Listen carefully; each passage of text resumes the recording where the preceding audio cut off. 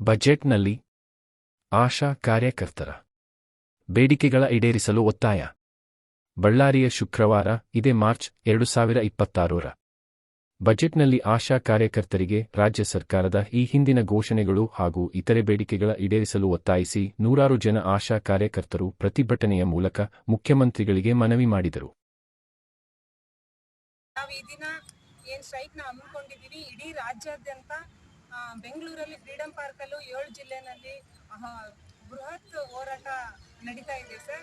ಈಗಾಗಲೇ ಸ್ಟಾರ್ಟ್ ಆಗಿದೆ. ಮತ್ತು ಇನ್ನುಳಿದ ಎಲ್ಲ 29 ಜಿಲ್ಲೆಗಳು ಅವರ ಜಿಲ್ಲೆನಲ್ಲಿ ನಾವು ಸ್ಟ್ರೈಕ್ ಮಾಡ್ತಾ ಇದ್ವಿ ಸರ್. ಇದು ಕಾರಣ ಏನಂತಂದರೆ, ಹೋದ ವರ್ಷ ಜನವರಿನಲ್ಲಿ ನಾವು ಏನು ಸ್ಟ್ರೈಕ್ ಮಾಡಿದ್ವಿ, ಮಾನ್ಯ ಮುಖ್ಯಮಂತ್ರಿಗಳು ಬಂದು ಮಾತು ಕೊಟ್ಟರು 10,000 ಮಾಡ್ತೀವಿ ನಾವು ಅಂತ ಹೇಳ್ಬಿಟ್ಟು ಅವ್ರು ಟ್ವಿಟ್ಟರ್ನಲ್ಲಿ ಎಲ್ಲ ಕಡೆ ಅವರು ಪ್ರಚಾರನ ಮಾಡ್ಕೊಂಡಿದ್ದಾರೆ. ಆದರೆ ಕೊಟ್ಟ ಮಾತಿನಂತೆ ಇದುವರೆಗೂ ನಡ್ಕೊಂಡಿಲ್ಲ.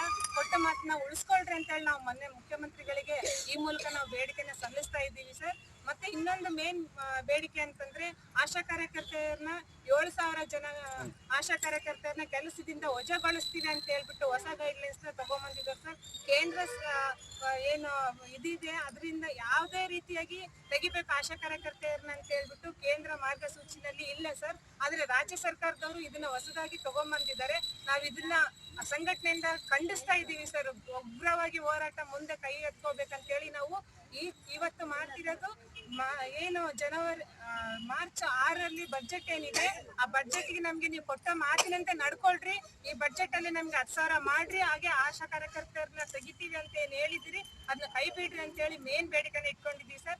ಇನ್ನು ಹಲವಾರು ಬೇಡಿಕೆಗಳು ಇದಾವೆ ಸರ್. ಏನು ನಿವೃತ್ತಿ ವೇತನ ಕೊಡ್ರಿ, ಆಕ್ಸಿಡೆಂಟ್ ಆದ್ರಿಗಿನಾಗ ಅದಕ್ಕೂ ಅಮೌಂಟ್ ಕೊಡ್ರಿ ಅಂತ ಹೇಳ್ಬಿಟ್ಟು ನಾವು ಕೇಳ್ತಾ ಇದೀವಿ ಸರ್. ಈ ಹೋರಾಟನ ನಾವು ಇವತ್ತು ಮಾಡ್ತಾ ಇರೋ ಕಾರಣನೇ ನಮ್ಗೆ ಕೊಟ್ಟ ಮಾತ ಉಳಿಸ್ಕೊಳ್ರಿ ಅಂತ ಹೇಳಿ ಮುಖ್ಯಮಂತ್ರಿ